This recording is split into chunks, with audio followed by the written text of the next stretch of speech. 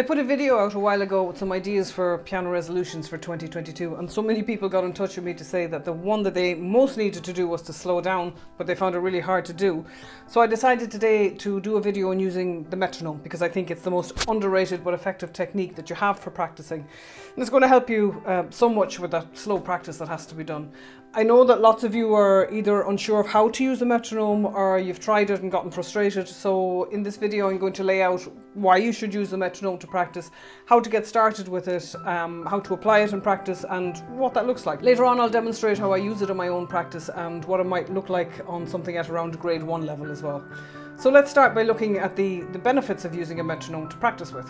So number one is that our approach to practice can be very haphazard a lot of the time. It often consists of just playing through the music that we're working on and hoping for the best. And we're often painfully aware that, something isn't going right, but it can be hard to figure out what that is and how to fix it. So if you're using a metronome the way I show you in this video, you're far less likely to have that kind of problem. Almost by definition, metronome work is systematic and it's planned. Gives us the space to really, look carefully at the music and to notice everything. So, that if we do come up against problems, it's much easier to identify what's causing them and to make the necessary adjustments before we accidentally practice the problem into permanence. Number two is that practicing with a metronome is probably the most efficient way of learning a piece of music. The trouble is it doesn't feel that way, at least at the beginning, which is why, most people never really get comfortable with using it. When you start off learning a piece of music or a section of a piece using the metronome, you'll be playing extremely slowly, so it can feel like a waste of time when you could be playing faster, and also when your brain wants to hear the music at full speed. But actually it's the slow playing that allows your brain to process the learning more thoroughly and with greater understanding, so that actually genuinely you cut your learning time in half, if not more. And number three is that the biggest benefit to using a metronome is that the more music you play, the better musician you become. So the longer you spend in any one piece means that's less time that you can spend on other pieces, and the more likely you are to get bored with a piece of music and maybe never finish it to any kind of a decent standard. So with any piece of music that you decide to work on, you need a strategy that will allow you to learn it quickly to as high a standard as possible so that you can enjoy playing it as soon as possible. And the most straightforward way of doing that is to practice with the metronome. By the way, before I forget, if you're a member of the channel, you might have noticed a few new tutorials going up. So there's another unit of Accelerated Piano Adventures gone up, so that's nearly a full beginner's course there now.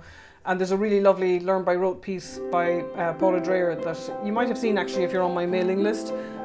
There's June Armstrong's piece Under the Acacia Tree that's on the current ABRSM initial grade curriculum, and there's a very cool little blues piece at about grade 1 level, roughly late elementary, by Frederick McKay called Long Gone Blues. It's been a hectic month, but I'm looking forward to getting a lot more up there soon, including more pattern pieces that can be learned without sheet music, so you can just enjoy playing. Before we get into how to use a metronome, let's just touch on what it isn't for. If you have difficulty keeping a steady beat, then it can be useful to spend a little time using a metronome to train yourself to do that. And if you suspect that your rhythm is a little off in a piece that you're playing, then turning on a metronome while listening back to a recording of yourself playing it's really going to pinpoint where you're going wrong. But your goal isn't to develop a completely perfect sense of the beat, because as humans we expect a certain amount of variation, and a completely perfect beat sounds robotic to us. Of course the rhythm of a piece has to be accurate, but there's a certain amount of flexibility within the overall tempo that gives music character and warmth. So the metronome really isn't used to work on keeping a steady beat beyond the very basic level. It's also not useful, obviously, to just turn on a metronome and leave it running while you ignore it. Using a metronome is really an exercise in mindfulness, and it's the mindfulness that you apply to your practice that's going to get you the results. The metronome is just a tool to facilitate that, and is a very effective one. So let me show you now how to get started with the metronome and how I use it. This is the one I use. If you've never used one before, the first skill you need to develop is just to be able to match your playing to the beat. So it's probably not helpful to start by, jumping straight in with your trickiest piece of music. You can just begin with one note and repeat it in time to the beat. Try that at a few different speeds, trying to match the beat each time. You'll probably need to listen to the beat for a few seconds first to get it. And when you're setting up your metronome, by the way, I recommend not setting it to emphasize the first beat in the bar. Most metronomes give you the option of having a different sound on various beats, or just the same sound on every beat. So that's what you want. It doesn't matter what your time signature is. You just want a steady stream of equal beats at a speed that you can match what you're playing and match comfortably. Once you can match any beat with one note or just clapping or tapping, then you can move on to something like a 5-finger scale, just playing up and down, again at different speeds. Then try playing the right hand of a simple piece of music or a scale or something that requires a little bit more concentration, and play around with finding the speed that you can do that easily at, and at what point it starts to get difficult. You'll want to find the slowest speed that you can predict the next beat at. If it's too slow, it's impossible. But find where you can and try playing a scale or a simple piece, Mary Had a Little Lamb or something. I want you to pay attention to how slow that is. I'm willing to bet that you have never played that slowly before since you started piano. And that's your starting point. And not because you're a beginner, that's my starting point, that's everyone's starting point. So let me tell you a story, and I came across this some years ago in an article in the Irish Times by Michael Dervin, and I'll put a link in the description for anyone who wants to read it in full. So the American composer and pianist Abram Chassans, I hope I'm pronouncing that correctly, took piano lessons in the 1920s and 30s with Sergei Rachmaninoff. And subsequently he wrote about the experience. So one day he arrived for his lesson, and as he was approaching Rachmaninoff's house, he heard piano sounds and he stopped to listen. And he says he couldn't believe his ears. Rachmaninoff was practicing Chopin's Etude in Thirds, but at such a slow pace that it took him a while to even recognise the music, because so much time was elapsing between one note and the next. And he looked at his watch and he made some calculations, and he figured out that Rachmaninoff was playing at about 20 seconds per bar. And he said the piece normally takes about 2 minutes to play through, but at the rate Rachmaninoff was playing, he would only have managed it 3 times in the whole hour that he stood outside listening. So in the article, Michael Dervin says that the point of slow practice is that it allows plenty of time for thinking. The thinking is fast while the notes few, unlike any eventual concert performance where the thinking to playing ratio is often the other way round.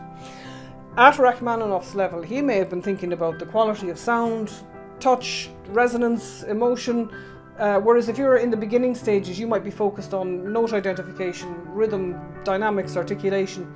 But the principle is the same. With ultra slow practice, you're giving yourself enough time to think it through, and crucially to get it right, so no mistakes get embedded in that neural map that you're building. Keep in mind as well that very slow practice only happens usually in the very beginning stages of learning a piece, and quite quickly you'll have worked it up to something that sounds more, respectable. But it'll be much more secure than if you hadn't taken the slow approach in the first place.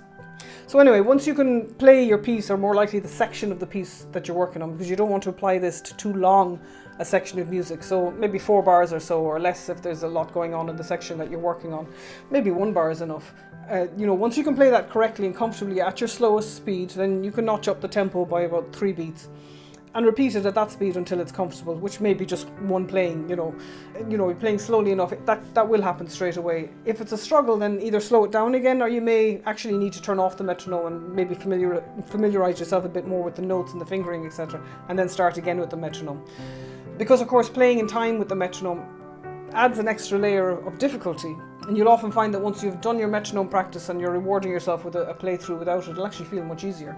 If you're still not convinced, as an experiment, you could try taking 2 pieces of music at about the same level and practice them differently. One with the metronome and the other without, as your normal routine, and see which one does better after a week of work. And I'm not a gambler, but I'll put a few euro on the metronome one coming out on top. Another question that often comes up is, well, what am I actually counting with the metronome? If my music has quarter notes, 8th notes, 16th notes, what am I matching the beat to? Well, initially I'd suggest going with the smallest beat. So if you're playing something that has 16th notes or semiquavers, then you're playing 1/16th note to each metronome beat. If the smallest note value is a quarter note, a crotchet, then each beat would represent a quarter note.